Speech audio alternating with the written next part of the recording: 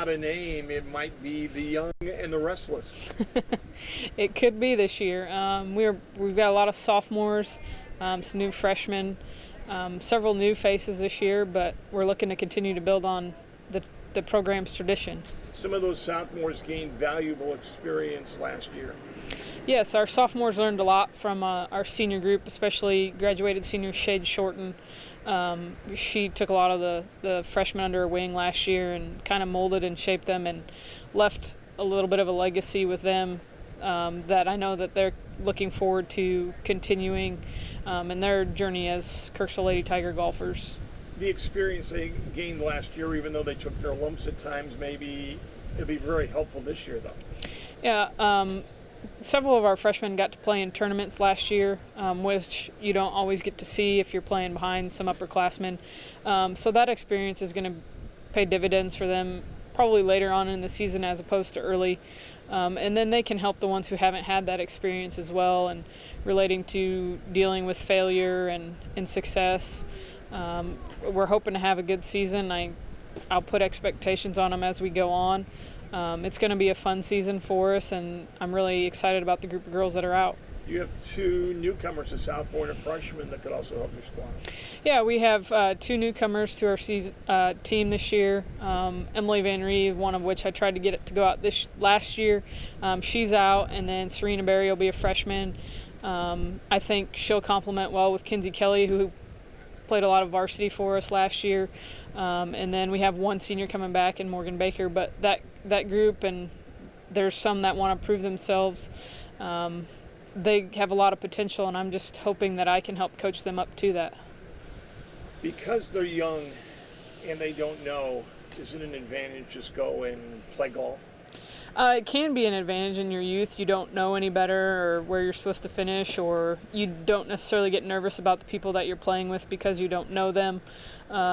It's a double-edged sword because then you also have the first-time jitters of getting out of the course in the competitive realm. I know several of the ones who are new to the team and the program do have tournament experience. They've played in some MGA events, and it'll just be relieving those nerves early on in the season and then getting comfortable with high school golf. Your first match isn't, I think, until September 4th. I haven't seen a schedule yet. I think you're young. Your first match is until about September 4th. It's probably an advantage because you have some time to work with your kids. Yeah, not playing until September is probably a big advantage for our team, being as young as we are. And just lacking varsity experience.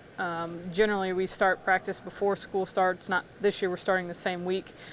So we are not getting as much practice time in before school, but seeing as how it's a little later with the match or meet, that'll be nice to really fine-tune some things and really work on the green and the range before we go out on the course. What do you work on? What's the key to the early practice sessions? What is that? Fundamentals, swing speed, short game, just practice as opposed to just playing. As season starts to get going, the kids are on the course more and they're not getting as much opportunity to focus on the fundamentals and break down skills. So we're just trying to fine-tune those fundamental skills so that it translates into match play. It's all about muscle memory, baby, and the more you do it and the more you get it down that you can do it automatically, that makes it easy. Yeah, muscle memory is huge, and it plays a big impact when it's a pressure situation. You're competing for the medalist of a meet or trying to shoot the best score you've ever had, a personal best, those kind of things where pressure isn't going to influence your swing or your thought process. You know your distance, you know what club to use, and you just step up and hit the ball, and everything else takes care of itself. Toughest thing about golf is to get out of your way mentally because you're having a good round. You're going, if I shoot this, I'm going to end up with this. How do you help them get out of their way?